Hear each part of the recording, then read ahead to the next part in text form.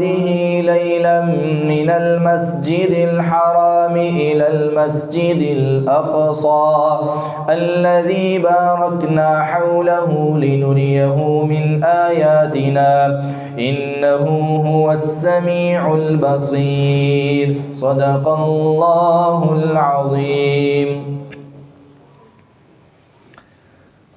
سامعین محترم، تمام قسم کی حمد و ثنا، کبریائی، بڑائی، یکتائی، تنہائی، بادشاہی، شہنشاہی اللہ رب العالمین کی ذات پاک کے لیے خاص ہے کہ جس اللہ رب العالمین نے ہم سب کو انسان بھی بنایا اور مسلمان بھی بنایا۔ یہودی، عیسائی، ہندو، سکھ، غیر مسلم یہ سارے انسان ہیں، لیکن اللہ تعالیٰ کا ہم سب پر کتنا بڑا احسان ہے کہ اللہ رب العالمین نے ہم سب کو انسان بھی بنایا، توحید والا مسلمان بھی بنایا اور نبی علیہ السلام کا غلام بھی بنایا۔ لا تعداد، بے حد و بے حساب، بے شمار درود و سلام امام الانبیاء، سید الانبیاء، خاتم الانبیاء جناب محمد الرسول اللہ صلی اللہ علیہ وسلم کی ذات گرامی پر۔ معزز سامعین کرام، معززات سامعات، گزشتہ خطبہ جمعۃ المبارک میں ماہ رجب اور اس کی بدعات کے حوالے سے چند باتیں ہوئی تھیں، اور اس میں آپ کے سامنے اس بات کو واضح کیا گیا تھا کہ 27 رجب کو واقعہ معراج کے حوالے سے لوگوں کے ہاں یہ بات مشہور ہے کہ 27 رجب کو اللہ کے نبی علیہ السلام کو معراج ہوئی، حالانکہ واقعہ معراج 27 رجب کو ہونا یہ کسی بھی مستند حدیث سے، کسی بھی مستند روایت سے ثابت نہیں ہے، لیکن واقعہ معراج ہوا ہے، اس بات میں کوئی شک و شبہ نہیں ہے۔ صحیح بخاری کی روایات میں، اسی طرح صحیح مسلم کی روایات میں یہ بات ثابت ہے، نبی صلی اللہ علیہ وسلم کو معراج ہوئی اور مکہ کے دور میں ہوئی۔ اس واقعہ معراج میں دو چیزیں ہوتی ہیں۔ معراج دو حصوں پر مشتمل ہے، ایک اسراء کے لفظ سے ہے اور ایک معراج ہے، ایک اسراء ہے اور ایک معراج ہے، لیکن ہمارے اس معاشرے میں دونوں چیزوں کو معراج کہا جاتا ہے۔ اسراء کسے کہتے ہیں؟ مکہ سے بیت المقدس تک کا جو سفر ہے اللہ کے نبی علیہ السلام کا، اس کو اسراء کہا جاتا ہے، جس کا تذکرہ تفصیل کے ساتھ اللہ تعالیٰ نے ایک پوری مکمل آیت میں 15ویں پارے میں بیان فرمایا۔ اور دوسرا جو اللہ کے نبی علیہ السلام کا سفر ہے وہ زمین سے آسمان تک، آسمان کا سفر ہے، جس میں 7 آسمانوں کی سیر ہے، جنت کی زیارت ہے، جہنم کے بارے میں اللہ کے نبی علیہ السلام کو بتایا جاتا ہے۔ یہ مکمل سیر کو معراج کہا جاتا ہے۔ لیکن جو زمینی سفر ہے بیت اللہ سے بیت المقدس تک، یہ اس کو معراج نہیں کہا جاتا، اس کو اسراء کے لفظ سے نام جو ہے نا اس کو دیا جاتا ہے۔ قرآن پاک میں اللہ تعالیٰ نے 15ویں پارے کا آغاز کیا، کہا سبحان الذی اسریٰ بعبدہ لیلا من المسجد الحرام، پاک ہے وہ ذات جس نے جو اپنے بندے کو لے کر گیا ایک ہی رات میں مسجد الحرام سے مسجد اقصی تک، الذی بارکنا حولہ لنریہ من آیاتنا، یہ مسجد اقصی وہ ہے کہ جس کے ارد گرد کی جگہوں کو ہم نے بابرکت بنا دیا۔ بارکنا حولہ لنریہ من آیاتنا، اب مسجد حرام یعنی بیت اللہ یہ کہاں پہ ہے؟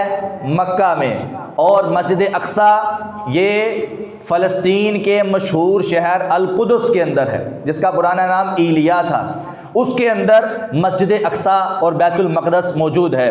اب مسجد حرام کا اور مسجد اقصی کا اس دور میں جو سفر تھا وہ کم از کم 40 دن تک مشتمل تھا، کہ انسان نے اگر مسجد حرام سے بیت اللہ سے مسجد اقصی تک جانا ہے اس کو 40 دن لگتے تھے جانے میں۔ اللہ تعالیٰ کی شان، اللہ کا مقام اور اللہ کی عظمت، اللہ کی قدرت اس بات کا تقاضا کرتی ہے۔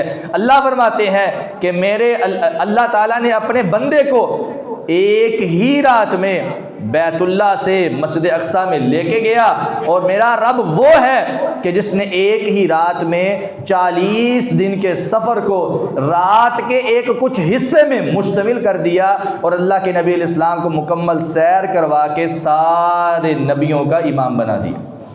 نبی صلی اللہ علیہ وسلم ایک ہی رات میں سفر کرتے ہیں، اور یہ سبحان کا جو لفظ ہے یہ عربی زبان میں یہ سبح یسبح کے مصدر سے ہے، اور سبحان کا مطلب ہوتا ہے پاک ہونا کسی چیز کا۔ جب بھی انسان اپنی زبان سے کہتا ہے نا سبحان اللہ، تو اس کا معنی یہ ہے انزہ اللہ تنزیہا، میں اپنے رب کی پاکی بیان کرتا ہوں، ہر قسم کے عیب سے، ہر قسم کے نقص سے، ہر قسم کے سبب سے میرا رب پاک ہے، وہ ہر چیز پر قادر ہے۔ اور یہ سبحان کا لفظ اس جگہ پہ آتا ہے جہاں پہ اللہ تعالیٰ نے یہ بیان کرنا ہو کہ لوگوں یہ جو میں بات بیان کر رہا ہوں، یہ جو واقعہ تمہیں بتانے لگا ہوں، یہ تمہارے بس کی بات نہیں تھی، یہ صرف اللہ کا کمال ہے۔ سبحان الذی اسری بعبدہ لیلا من المسجد الحرام، پاک ہے وہ ذات جو اپنے بندے کو ایک ہی رات میں لے کر جاتا ہے مسجد حرام سے مسجد اقصی تک۔ اور یہ بات کہ نبی صلی اللہ علیہ وسلم کے ہاں، یہ بھی ہمارے ہاں مشہور ہے کہ اللہ کے نبی علیہ السلام کو جو معراج اور اسراء کا سفر ہے یہ آپ کو خواب میں کروایا گیا۔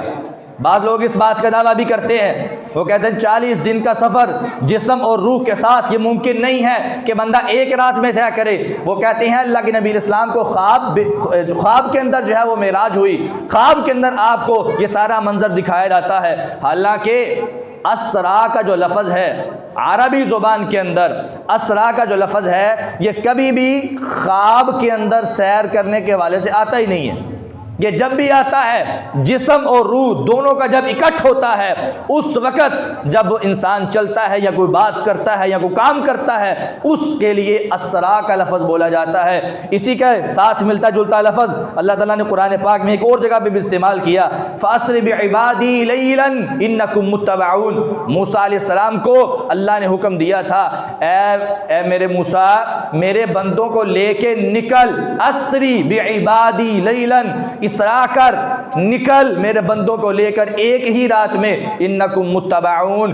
اللہ تعالیٰ نے وہاں بھی اسرا کا لفظ بولا، تو جب وہاں پہ اسرا کا لفظ بولا جاتا ہے تو سارے کہتے ہیں کہ یہاں سے مراد جسم اور روح کا مل کے سفر کرنا مراد ہے۔ لیکن جب اللہ کے نبی علیہ السلام کی باری آتی ہے تو ہر وہ بندہ جو دل میں منافقت رکھنے والا، دل میں بغض رکھنے والا، دل میں کینہ اور فساد رکھنے والا، وہ کہتا ہے کہ اللہ کے نبی علیہ السلام کو معراج وہ صرف خواب میں ہوئی ہے، جسم کے ساتھ تو ممکن ہی نہیں ہے۔ حالانکہ اس بات کو ذہن میں رکھیں کہ یہ اللہ کے نبی علیہ السلام کا بیت اللہ سے مسجد اقصی تک جانا، پھر اللہ تعالیٰ نے اللہ کے نبی علیہ السلام کو اپنے نبی کو اوپر ساتوں آسمانوں کی سیر کروانا، یہ کیا ہے؟ معجزہ۔ یہ کیا ہے؟ معجزہ۔ اور معجزہ کسے کہتے ہیں؟ عاجز کر دینے والی چیز، جس کے سامنے مکمل انسانیت عاجز آ جائے، ایسا کام کہ جو کوئی بندہ نہ کر سکے، اس کو معجزہ کہا جاتا ہے۔ اور معجزے میں اللہ کا کمال ہوتا ہے، نبی کا ہاتھ ہوتا ہے، معجزے میں نبی کا کمال نہیں ہوتا۔ اسی کے ساتھ ساتھ ایک کرامت ہوتی ہے، کرامت ولیوں کی ہوتی ہے، اور ولی اس کے اندر بھی یہ بات ہوتی ہے کہ کمال اللہ کا، ہاتھ ولی کا۔ اسی طرح معجزہ ہے، معجزے کے اندر بھی کمال اللہ کا اور ہاتھ نبی کا ہوا کرتا ہے۔ اسی کے ساتھ ساتھ جب وہ بات ہمارے ذہن میں ہے کہ اللہ کے نبی علیہ السلام نے اشارہ کیا چاند 2 ٹکڑے ہوتا ہے، کیا وہ اللہ کے نبی کا کمال ہے؟ اللہ کے نبی کا کمال نہیں ہے، اللہ کے نبی کا معجزہ ہے۔ کمال اللہ کا ہے، ہاتھ نبی کا۔ معجزہ جو ہوتا ہے وہ مکمل انسانیت اس کے سامنے عاجز ہوتی ہے، بے بس ہوتی ہے، وہ کام کرنے پر قادر نہیں ہوتی، لیکن میرا رب ہر چیز پر قادر ہے، میرا رب ہر چیز پر قادر ہے۔ اس وجہ سے واقعہ معراج جو ہے اس کو انسان ایک عام واقعہ نہ سمجھے، بلکہ یہ اللہ کی قدرت ہے، یہ اللہ کی قدرت ہے۔ اور یہ کیوں کروایا گیا؟ واقعہ معراج کیوں کروایا گیا؟ واقعہ معراج پیارے پیغمبر، ہمارے پیارے نبی، 2 جہانوں کے سردار محمد الرسول اللہ صلی اللہ علیہ وسلم کو تمام انبیاء کے اوپر فضیلت دینے کے لیے یہ واقعہ کروایا جاتا ہے۔ اللہ کے نبی اسلام کو معراج کروائی جاتی۔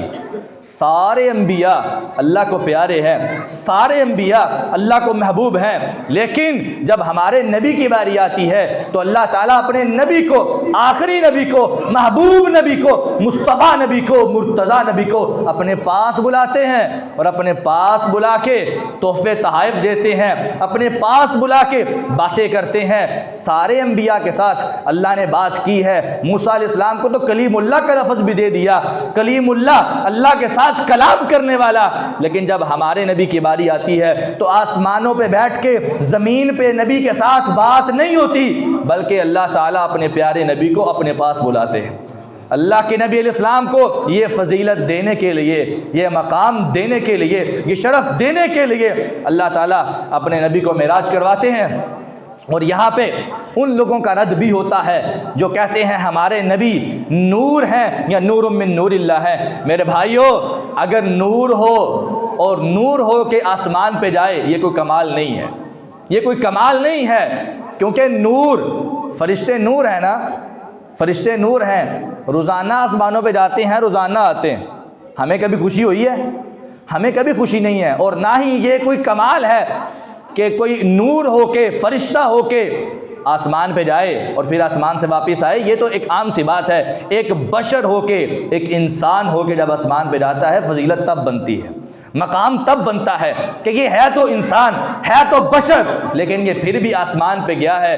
اللہ کے نبی علیہ السلام کا آسمان پہ جانا یہ لفظ انسانیت کی فضیلت ہے، یہ لفظ بشریت کی فضیلت ہے۔ نبی علیہ السلام کی وجہ سے مکمل انسانوں کو فضیلت ملتی ہے، نبی علیہ السلام کی وجہ سے مکمل جو بشر ہیں ان کو فضیلت ملتی ہے۔ اس وجہ سے پیارے نبی علیہ السلام کے بارے میں جب اللہ تعالیٰ نے یہ بات کہی کہ اللہ نے اپنے بندے کو سیر کروائی، تو وہاں پہ کیا کہا؟ سبحان الذی اسریٰ بعبدہ، اپنے بندے کو سیر کروائی، پاک ہے وہ ذات جو اپنے بندے کو لے کر گیا۔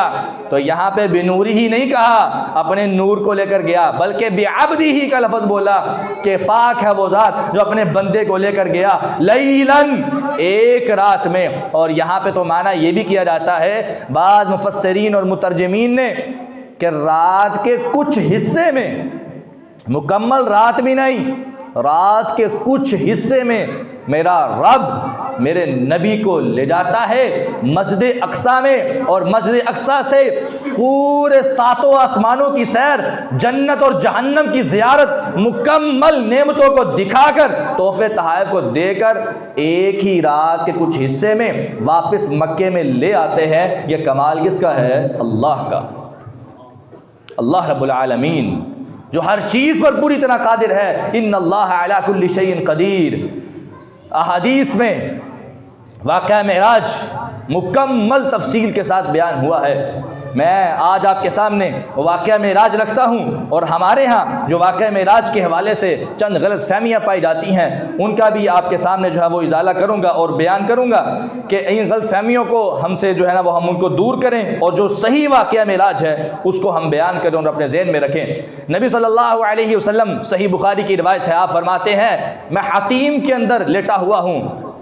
حتیم یہ بیت اللہ کا وہ حصہ ہے جو کہ اصل میں تو بیت اللہ کے اندر ہے، لیکن اس کو جب مشرکین نے بنایا تھا تو ان کے پاس وہ پیسے کم ہونے کی وجہ سے انہوں نے حصہ چھوڑ دیا تھا، عمارت مکمل نہیں ہو سکی تھی تو حصہ وہ چھوڑ دیا، اس کو حتیم کہا جاتا ہے۔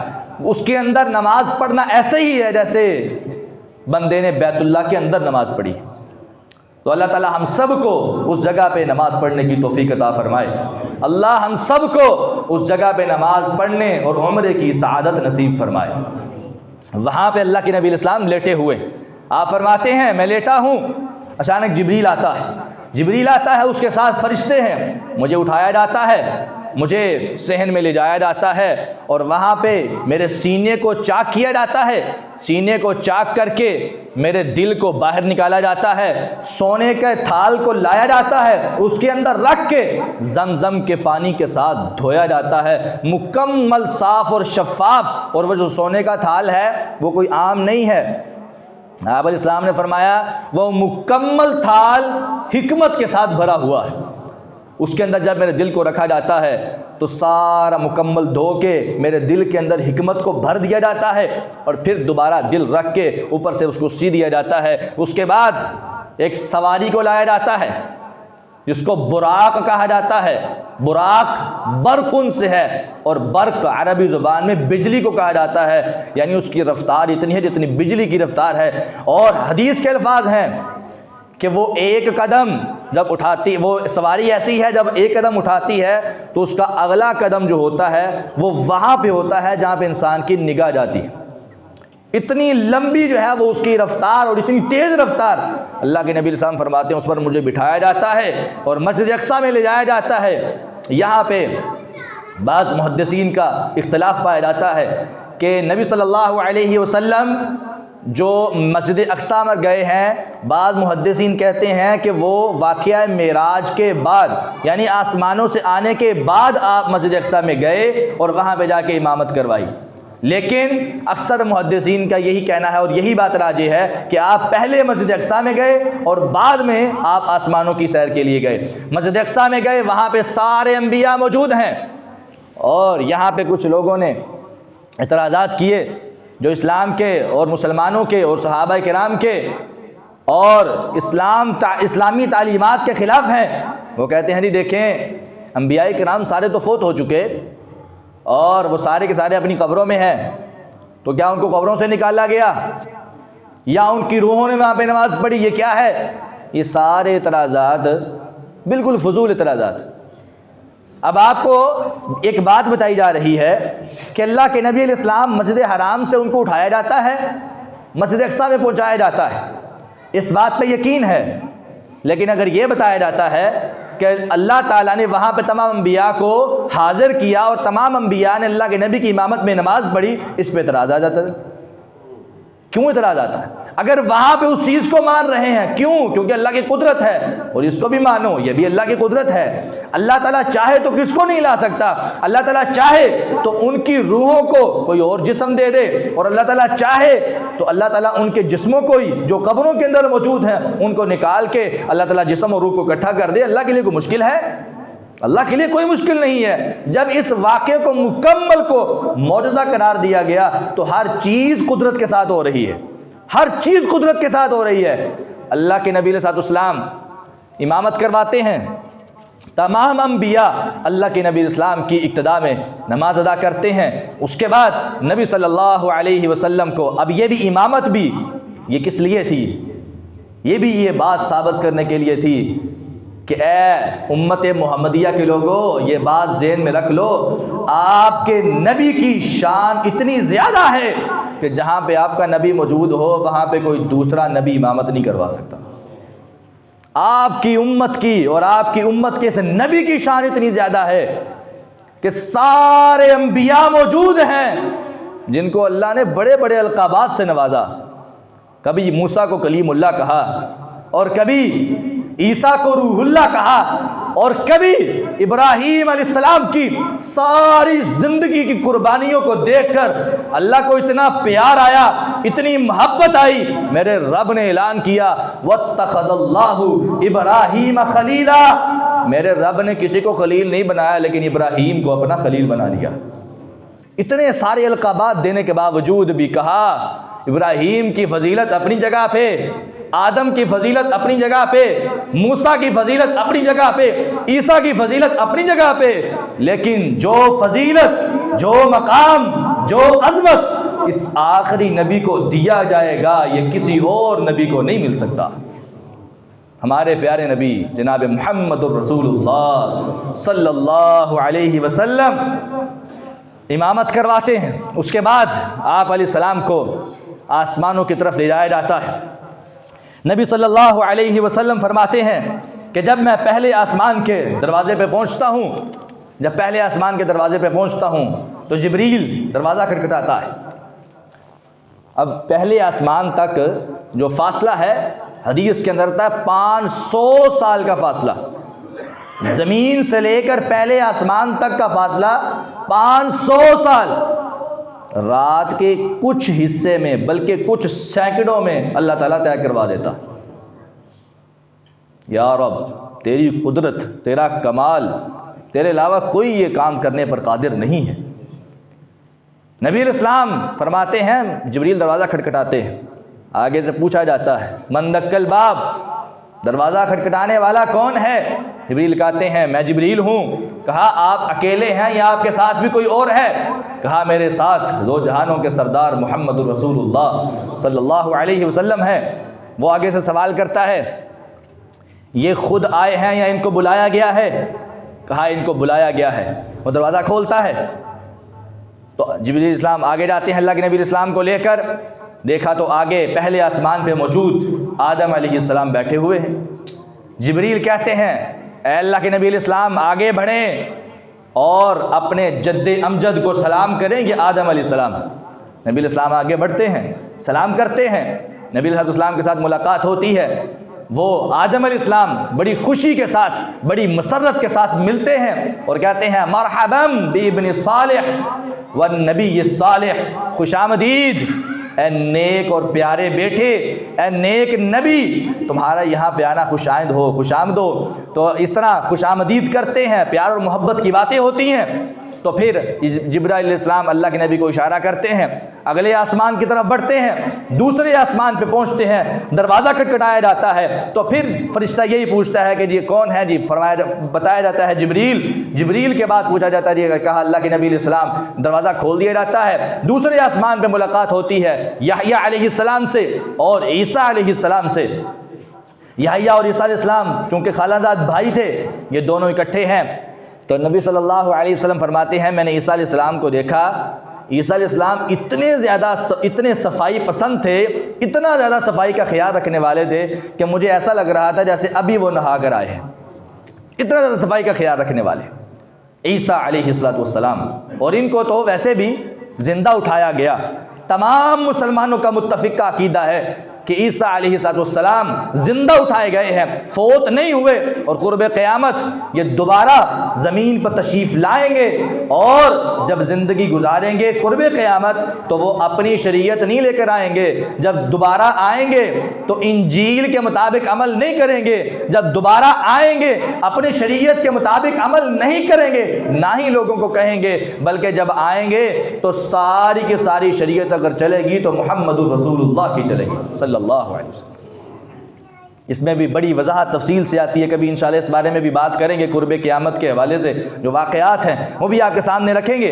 عیسیٰ علیہ السلام سے ملاقات ہوتی ہے، پھر دوبارہ اگلے آسمان کی طرف جو ہے وہ اللہ کے نبی کو لے جایا جاتا ہے، تیسرے آسمان پہ دروازہ کھٹکھٹایا جاتا ہے، پھر وہی باتیں ہوتی ہیں، دروازہ کھول دیا جاتا ہے تو تیسرے آسمان پہ موجود اللہ کے نبی یوسف علیہ السلام سے ملاقات ہوتی ہے۔ تو یوسف علیہ السلام سے جب ملتے ہیں تو اللہ کے نبی علیہ السلام فرماتے ہیں میں جب دیکھتا ہوں تو جبریل مجھے کہتے ہیں ھذا یوسف نبی اللہ، یہ اللہ کے نبی یوسف ہیں، آگے بڑھیں ان کو سلام کریں۔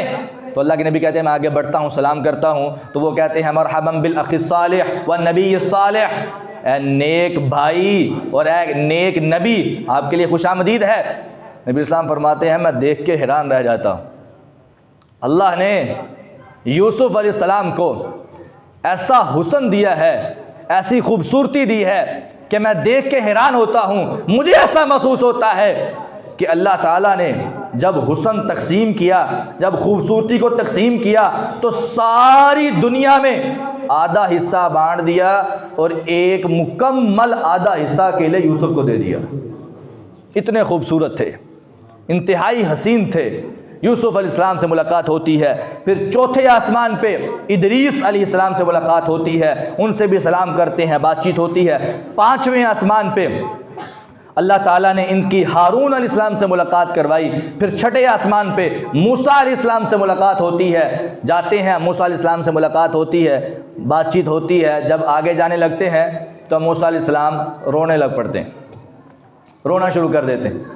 اللہ کے نبی السلام فرماتے ہیں میں نے پوچھا یہ کیوں رو رہے ہیں؟ تو موسیٰ علیہ السلام فرماتے ہیں رونے کی وجہ یہ ہے کہ یہ لڑکا آیا میرے بعد میں ہے، لیکن اس کی امت کی اکثریت اللہ تعالیٰ اس کو جنت میں داخل کر دے۔ کہا میری امت بھی ہے، بنی اسرائیل کی کثیر تعداد ہے، میری امت کی کثیر تعداد ہے، لیکن یہ لڑکا آیا میرے بعد میں ہے، لیکن اس کو اللہ نے اتنی فضیلت دی ہے کہ اس کی امت کے اکثر لوگ جنت میں داخل ہو جائیں گے۔ اس بات پہ میں رو رہا ہوں کہ میری امت جو ہے وہ زیادہ تر گمراہی ہوئی ہے، اس بات پہ ان کو وہ غمزدہ ہوتے ہیں۔ پھر 7ویں آسمان پہ ابراہیم علیہ السلام سے ملاقات ہوتی ہے، اللہ کے پیارے نبی ابراہیم علیہ السلام ملاقات ہوتی ہے۔ ابراہیم علیہ السلام کے بارے میں بھی جبریل وہی الفاظ بولتے ہیں جو آدم علیہ السلام کے بارے میں بولے تھے، کہتے ہیں اے اللہ کے نبی آگے بڑھیں، اپنے جد امجد کو سلام کریں، یہ ابراہیم ہے۔ نبی علیہ السلام آگے بڑھتے ہیں اور سلام کرتے ہیں، اور ان کے خد و خال کے بارے میں بتاتے ہوئے اللہ کے نبی علیہ السلام صحابہ کرام کو کہتے ہیں اے صحابہ انا اشبہ ولد ابراہیم منہ، کہ میں ابراہیم کی تمام جتنی بھی اولاد ہے ان تمام سے زیادہ، سب سے زیادہ میں ابراہیم سے مشابہت رکھتا ہوں۔ یعنی اگر آپ نے ابراہیم علیہ السلام کی شکل کو دیکھنا تو آپ مجھے دیکھ لیں۔ اللہ کے نبی علیہ السلام نے اپنی مشابہت کو ابراہیم علیہ السلام کے ساتھ کیا، کہا مکمل میں ابراہیم کے مشابہ ہوں۔ ابراہیم علیہ السلام یہ 7ویں آسمان پہ یہ ہے، اور اس کے بعد اللہ کے نبی علیہ السلام فرماتے ہیں مجھے سدرۃ المنتہا یعنی بیری دکھائی جاتی ہے جہاں پہ فرشتوں کی نوریوں کی انتہا ہوتی ہے، وہ بیری مجھے دکھائی جاتی ہے۔ اور پھر اس کے بعد ثم رفع لی البیت المعمور، پھر مجھے بیت المعمور دکھایا جاتا ہے۔ بیت المعمور وہ جگہ ہے جہاں فرشتے اللہ کی عبادت کرتے ہیں، جہاں پہ ہم جس جگہ پہ بیت اللہ ہے ہمارا، اس کے بالکل سینٹر میں اس کے اوپر جو ہے وہ بیت المعمور ہے، وہاں پہ فرشتے طواف کرتے ہیں، اور جبریل اللہ کے نبی کو یہ بات بتاتے ہیں، کہتے ہیں یصلی فیہ کل یوم 70,000 ملک۔ اللہ کے نبی علیہ السلام آپ کو ایک بات بتاؤں، اس بیت المعمور کا طواف اور اس بیت المعمور میں عبادت روزانہ 70,000 فرشتہ اللہ کی عبادت کرتا ہے، اور جو ایک مرتبہ کر لیتا ہے قیامت تک اس کی باری نہیں آتی۔ اللہ کے فرشتے اتنے ہیں، 70,000 فرشتہ روزانہ طواف کرتا ہے، اور جو ایک مرتبہ کرتا ہے دوبارہ باری نہیں آتی، قیامت تک باری نہیں آئے گی اس کی۔ بیت المعمور کی یہ فضیلت۔ پھر اس کے بعد نبی علیہ السلام فرماتے ہیں ثم اتیت باناء من خمر واناء من لبن واناء من عسل فاخذت اللبن، مجھے 3 مشروب پیش کیے جاتے ہیں، ایک برتن میں شراب ہوتی ہے جو کہ شرابن طہورا ہے، جنت کی شراب ہے، دنیا کی شراب نہیں ہے، پاک شراب مجھے دی جاتی ہے، اور دوسرے برتن میں دودھ ہے، اور تیسرے برتن میں شہد ہے۔ یہ 3 برتن مجھے دیے جاتے ہیں۔ فاخذت اللبن، اور مجھے اگر پسند آتا ہے تو مجھے دودھ پسند آتا ہے، میں دودھ والے برتن کو پکڑتا ہوں۔ اور ایک اور روایت کے الفاظ ہیں جبریل نے جب دیکھا کہ اللہ کے نبی اسلام نے دودھ والا پیالہ پکڑا ہے تو جبریل اس بات سے بڑی اس کو مسرت ہوئی، کہا اللہ کے نبی اسلام آپ نے فطرت کو پسند کیا ہے، اور اگر آپ شراب کا پیالہ پکڑ لیتے غوت امتوں کا، آپ کی ساری امت گمراہ ہو جاتی، ساری کی ساری امت گمراہ ہو جاتی۔ آپ نے بہترین چیز کا انتخاب کیا ہے، اور دودھ اللہ کے نبی کو بڑا پسند بھی تھا۔ اللہ کے نبی اسلام دودھ جو ہے وہ بڑے پسند تھا، اور آپ جو ہے وہ خوشی سے پیا کرتے تھے۔ اس کے بعد اللہ کے نبی اسلام فرماتے ہیں مجھے آگے لے جایا جاتا ہے، اور مجھے قلموں کے چلنے کی آواز آتی ہے کہ قلم کچھ لکھ رہے ہیں۔ میں جبریل سے پوچھتا ہوں کہ یہ کیا ہے، تو جبریل مجھے بتاتا ہے اے اللہ کے نبی اسلام یہاں پہ فرشتوں کی ڈیوٹیاں لگی ہیں، اور کثیر تعداد میں فرشتے بیٹھے ہیں، فرشتے 1 2 3 4 نہیں ہیں، کثیر تعداد ہے، اور اللہ تعالیٰ نے جو لوح محفوظ میں سارا ڈیٹا کیا ہوا ہے، لکھا ہوا ہے، اس میں سے ہر بندے کا ریکارڈ لکھ رہے ہیں اور نیچے لے کے جا رہے ہیں، اس میں سے چیزیں نقل ہو رہی ہیں، یہ اس چیز کی آواز ہے۔ پھر اس کے بعد نبی صلی اللہ علیہ وسلم کو اللہ تعالیٰ کے ساتھ ملاقات کروائی جاتی ہے، اللہ تعالیٰ کے ساتھ ملاقات ہوتی ہے، لیکن ایک بات ذہن میں رکھنا بہت ضروری ہے کہ یہاں پہ کچھ لوگوں نے ایک پروپیگنڈا بنایا، اور وہاں پہ اللہ کے نبی علیہ السلام کا اللہ تعالیٰ کے ساتھ ملاقات اور دیدار کا جو معاملہ ہے اس کو سامنے پیش کیا جاتا ہے کہ اللہ کے نبی علیہ السلام نے اللہ تعالیٰ سے ملاقات کی اور دیدار بھی کیا۔ اللہ تعالیٰ کا دیدار دنیاوی آنکھ نہیں کر سکتی، لا تدرکہ الابصار، وَهُوَ يُدْرِكُ الْأَبْصَارَ وَهُوَ اللَّطِيفُ الْخَبِيرُ۔ قرآن پاک میں یہ آیت موجود ہے، لا تدرکہ الابصار۔ قرآن اعلان کر رہا ہے، اللہ اعلان کر رہا ہے کہ دنیا کی کوئی آنکھ اللہ کو دیکھ نہیں سکتی ہے، دنیا کی کوئی آنکھ اللہ کو دیکھ نہیں سکتی ہے۔ وَهُوَ يُدْرِكُ الْأَبْصَارَ، لیکن وہ رب سب کو دیکھ رہا ہے، وہ رب سب کو دیکھ رہا ہے۔ وَهُوَ اللَّطِيفُ الْخَبِيرُ، وہ تو اتنا باریک بین ہے، یہ تو ہم تو سارے کے سارے پھر بھی جو ہے وہ انسان ہیں، بشر ہیں، اور دن کی روشنی میں تو انسان کہتا ہے یار ہم بھی تو سب کو دیکھ لیتے ہیں، لیکن اللہ تعالیٰ اتنا لطیف ہے، باریک بین ہے، خبر رکھنے والا ہے، دیکھنے والا ہے، سننے والا ہے۔ کالی رات ہے، کالی غار ہے، کالا پتھر ہے، کالے پتھر کے اوپر کالی کیڑی چل رہی ہے، یہ میرا رب اتنا لطیف ہے، کالی غار میں، کالی رات میں، کالے پتھر کے اوپر کالی کیڑی کے چلنے کے قدموں کی آہٹ کو سنتا بھی ہے، اس کو دیکھتا بھی ہے۔ لطیف الخبیر، وہ لطیف بھی ہے، خبیر بھی ہے، وہ سب کو دیکھتا ہے، لیکن اللہ تعالیٰ کو کوئی آنکھ نہیں دیکھ سکتی۔ ہاں اللہ تعالیٰ جنت کے اندر مومنین کو، جنتیوں کو ایک ایسی آنکھ عطا کرے گا، یا اس طرح کہہ لیں کہ آنکھ میں وہ قوت عطا کرے گا جو رب کا دیدار کرے گی۔ یا رب ہم سب کو ان لوگوں میں شامل فرما جن کو تو اپنا دیدار کروائے۔ اللہ تعالیٰ کا یہ اعلان ہے کہ دنیاوی آنکھ نہیں دے سکتی۔ نبی صلی اللہ علیہ وسلم نے اللہ تعالیٰ کو دیکھا نہیں ہے، دیدار نہیں ہوا، لیکن بات چیت ہوئی ہے، ملاقات ہوئی ہے، جو حدیث میں ثابت ہے ہم صرف اس کو مانتے ہیں، اپنی طرف سے قصے کہانیاں گھڑنے کے قائل نہیں ہیں اور بیان کرنے کے بھی قائل نہیں ہیں۔ نبی صلی اللہ علیہ وسلم جب اللہ تعالیٰ سے ملاقات کرتے ہیں تو اللہ کے نبی فرماتے ہیں مجھے 3 چیزوں کے تحفے ملتے ہیں۔ ایک تحفہ مجھے یہ ملتا ہے کہ اللہ تعالیٰ 50 نمازیں فرض قرار دیتے ہیں، جو کہ بعد میں موسیٰ علیہ السلام کی سفارش سے اس کو 5 تک کر دیا جاتا ہے، اور اللہ کے نبی علیہ السلام جب 5 تک کروا لیتے ہیں تو اس کے بعد اللہ تعالیٰ کی طرف سے اعلان ہوتا ہے، اے اللہ کے نبی علیہ السلام میری باتیں کبھی بدلتی نہیں ہیں، بات یہ ہے کہ آپ پڑھو گے 5 لیکن میں ثواب 50 کا عطا فرما دوں گا، پڑھو گے 5 ثواب 50 کا ملے گا۔ واقعہ معراج سے سبق یہ ملتا ہے ہمیں نمازوں کی پابندی کرنی چاہیے۔ واقعہ معراج کوئی اتنا عام واقعہ نہیں ہے، اسلامی شریعت اسلامیہ میں بہت بڑا واقعہ ہے اور اس کے اندر سبق ملتے ہیں۔ پہلا تحفہ یہ ملا کہ 50 نمازیں، دوسرا تحفہ یہ ملتا ہے سورہ بقرہ کی آخری 2 آیات، خواتیم سورۃ البقرہ، سورہ بقرہ کی آخری 2 آیات، یہ بھی اتنی عظیم ہے۔ پیارے پیغمبر علیہ السلام فرماتے ہیں جو بندہ سورہ بقرہ کی آخری 2 آیات پڑھ لیتا ہے کفاتاہ، اس کو وہ ہر چیز سے کافی ہو جاتی۔ سورہ بقرہ کی آخری 2 آیات، یہ بھی اللہ کے نبی علیہ السلام کو معراج کی رات تحفہ ملتا ہے۔ اور تیسری چیز جو سب سے بڑا تحفہ ہے، اللہ تعالیٰ اپنے نبی کو یہ تحفہ دیتے ہیں، کہا ہے اے میرے پیارے نبی میں آپ سے وعدہ کرتا ہوں آپ کی امت کا ہر وہ فرد، ہر وہ انسان جس نے میرے ساتھ شرک نہیں کیا ہوگا، گناہ جتنے مرضی ہوں، جتنے مرضی اس نے گناہ کیے ہوں، میری نافرمانیاں کی ہوں، لیکن جو شرک نہیں کرے گا، میرے ساتھ کسی کو شریک نہیں ٹھہرائے گا، میں وعدہ کرتا ہوں کہ میں اس انسان کو جنت میں داخل کر دوں گا۔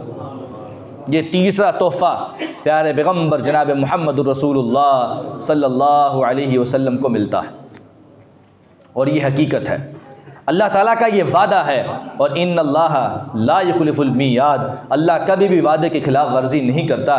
ہمیں اس بات پر مکمل یقین ہے کہ جو انسان شرک نہیں کرے گا، اور سب سے پہلے تو ہم یہاں پہ دعا کرتے ہیں اللہ ہم سب کو شرک سے بچا، شرک سے ہم سب کو نجات دے، ہم سب کو شرک سے بچنے کی توفیق عطا فرما۔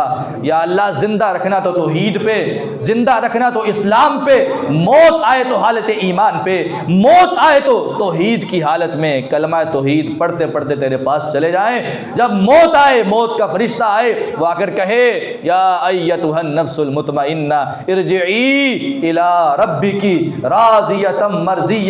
جب کوئی ڈاکیا آتا ہے، پیغام دینے والا آتا ہے، وہ آگے جب یہ پیغام دیتا ہے نا، یار جس کی طرف سے پیغام آیا ہے وہ بھی تجھ پہ راضی ہے، تو بھی اس پہ راضی ہے، کتنی خوشی ہوتی ہے، کتنی مسرت ہوتی ہے۔ میں جس پیغام کا انتظار کر رہا تھا، میں جس میسج کا انتظار کر رہا تھا، وہ میسج آ گیا، موت کا پیغام آ گیا، موت کا فرشتہ آ گیا۔ لیکن سب سے بڑی خوشی یہ ہے کہ موت کے فرشتے نے آ کے مجھے یہ کہا کہ پریشان نہ ہو اللہ کے بندے، جس کی طرف تو جا رہا ہے وہ تجھ پہ راضی ہے اور تو اس پہ راضی ہے۔ یا رب ہمیں ان لوگوں میں شامل فرما، یا رب ہمیں ان لوگوں میں شامل فرما جن کے بارے میں قرآن یہ اعلان کر رہا ہے ارجعی الی ربکی راضیۃ مرضیہ۔ جو بھی آج میں نے بیان کیا، سب سے پہلے مجھے اور پھر آپ کو اللہ تعالیٰ عمل کی توفیق عطا فرمائے۔ وآخر دعوانا ان الحمد للہ رب العالمین۔ یہ سارے کے سارے تحائف اور نعمتیں دینے کے بعد نبی صلی اللہ علیہ وسلم کو جنت کا دیدار کروایا جاتا ہے۔ اسی طرح جو لوگ جن بڑے بڑے گناہوں کی وجہ سے جہنم میں جائیں گے، ان گناہوں کی نشاندہی کی جاتی ہے، آپ کے سامنے منظر پیش کیا جاتا ہے، اور پھر آپ اس کے بارے میں سوال کرتے جاتے ہیں اور آپ کو بتا دیا جاتا ہے کہ یہ اس وجہ سے جہنم میں گئے، یہ اس وجہ سے جہنم میں گئے۔ تو انشاءاللہ اس کی تفصیل آئندہ جمعہ میں بیان کی جائے گی۔ اسی طرح آپ صلی اللہ علیہ وسلم کو ایک بندے کے چلنے کی آواز بھی آتی ہے، تو بھی جبریل سے پوچھا جاتا ہے کہ یہ جنت میں کون چل رہا ہے؟ تو آپ کو بتایا جاتا ہے کہ یہ آپ کا صحابی بلال ہے، جو کہ چلتا زمین پہ ہے، اس کے قدموں کی آہٹ جنت میں سنائی دیتی۔ تو اللہ تعالیٰ نے حضرت بلال رضی اللہ تعالیٰ عنہ کو یہ مقام دیا۔ اسی طرح پھر اس کے بعد جب واپسی پہ ابراہیم علیہ السلام سے ملاقات ہوتی ہے، تو ابراہیم علیہ السلام نبی صلی اللہ علیہ وسلم کو کہتے ہیں کہ اے میرے پیارے بیٹے، جا کے میری امت کو یہ پیغام دینا اور میری امت کو یہ بتانا کہ ان الجنت طیبۃ التربہ عذبۃ الماء، جنت کی جو زمین ہے بڑی زرخیز ہے اور چٹیل میدان ہے، یہاں پہ کچھ نہیں ہے، اور تم نے اس کی کاشتکاری کرنی ہے، تم نے یہاں پہ پودے لگانے ہیں، تم نے یہاں پہ محنت کرنی ہے۔ اور اللہ کے نبی فرماتے ہیں وہ جنت کے زمین پہ محنت کرنے کیسے کریں گے، کیسے درخت لگائیں گے، کیسے پودے لگائیں گے؟ تو ابراہیم علیہ السلام نے کہا تھا اپنی امت سے کہیے گا سبحان اللہ، الحمدللہ، لا الہ الا اللہ، اللہ اکبر، اس کا ورد کرتے رہیں۔ آپ کے ہر شخص کے جو یہ ورد کرے گا اس کے نام کے جنت میں درخت لگتے جائیں گے۔ تو یہ بہت بڑی بات ہے۔ یہ جملے چھوٹے ہیں، ان کی فضیلت، ان کا مقام بہت زیادہ ہے۔ ایک اور روایت میں لا حول ولا قوت الا باللہ کے الفاظ بھی آتے ہیں کہ لا حول ولا قوت الا باللہ سے بھی جنت میں درخت لگتے ہیں۔ اور ویسے بھی صحیح حدیث میں یہ بات موجود ہے، کنز من کنوز الجنہ، یہ جو جملہ ہے لا حول ولا قوت الا باللہ، یہ جنت کے خزانوں میں سے ایک خزانہ ہے۔ تو یہ جملے انتہائی معمولی ہیں، ہم سمجھتے ہیں، لیکن ان کی فضیلت بہت زیادہ ہے، یہ معمولی نہیں ہے۔ اللہ تعالی ہمیں ان باتوں پر عمل کی توفیق عطا فرمائے۔ بیماروں کی صحت کے لیے دعا کریں، جتنے مسلمان بیمار ہیں اللہ تعالیٰ جلد از جلد صحت کاملہ عطا فرمائے۔ جتنے موحد مسلمان دنیا سے چلے گئے اللہ تعالیٰ جنت الفردوس کا داخلہ عطا فرمائے۔ ربنا ظلمنا انفسنا وان لم تغفر لنا وترحمنا لنكونن من الخاسرین۔ ربنا آتنا فی الدنیا حسنة وفی الآخرة حسنة وقنا عذاب النار۔ اللهم اشف مرضانا ومرضى المسلمين والمسلمات، اللهم اشف مرضانا ومرضى المسلمين والمسلمات، اللهم اشف كل مريض ومريضة، اذهب البأس رب الناس، اذهب البأس رب الناس، اذهب البأس رب الناس، واشف انت الشافي لا شفاء الا شفاؤك شفاء لا يغادر سقما۔ اللهم اغفر لنا ولجميع المسلمين والمسلمات وللمؤمنين والمؤمنات للأحياء منهم والأموات۔ اللهم انصر الإسلام والمسلمين، اللهم انصر الإسلام والمسلمين، اللهم انصر الإسلام والمسلمين، اللهم انصر الجهاد والمجاهدين، اللهم انصر الجهاد والمجاهدين، اللهم انصر الجهاد والمجاهدين، اللهم ارحم على أحوالنا، اللهم ارحم على أحوالنا ولا تنظر إلى سوء أعمالنا، اللهم ارحم على أحوالنا۔ ربنا تقبل منا إنك أنت السميع العليم، سبحان ربك رب العزة عما يصفون وسلام على المرسلين والحمد لله رب العالمين۔